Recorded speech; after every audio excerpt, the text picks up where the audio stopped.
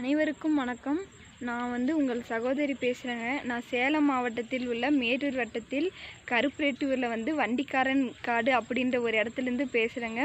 இங்கே கருப்பேட்டூர்ன்ற ஒரு இடம் தான் தெரியும், வண்டிக்காரன் காடுன்னு யாருக்குமே தெரியாதுங்க. ஏன்னா அவ்வளோ சின்ன கிராமம். இருந்தாலும் அங்கே 15-16 குடும்பத்துக்கு மேலே நிறைய பேர் இருக்காங்க. வயசானவங்க, அப்புறம் ஸ்கூல் படிக்கிறீங்க, காலேஜ் போகிறீங்க, வேலைக்கு போகிறீங்க, நிறைய பேர் இருக்காங்க. இப்போ எங்களுக்கு என்ன ப்ராப்ளம் அப்படின்னா, இங்கே நாங்கள் இந்த வழியாக தான் போயிட்டு வந்துட்டுருக்கோம். தடம் வேறு எங்கேயும் எங்களுக்கு தடம் கிடையாது.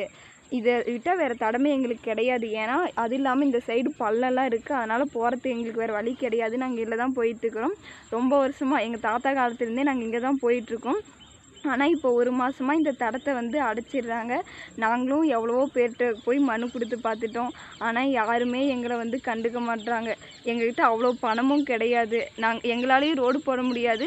அப்படி வேறு யார்ட்டையும் பேசி இவங்களுக்கு பணம் தரேன், எங்களுக்கு ஹெல்ப் பண்ணுங்கன்னு யார்ட்டையும் சொல்ல முடியாது. இன்றைக்கி ஒரு நாளைக்கு வேலைக்கு போனால் தான் எங்களுக்கு சாப்பாடு.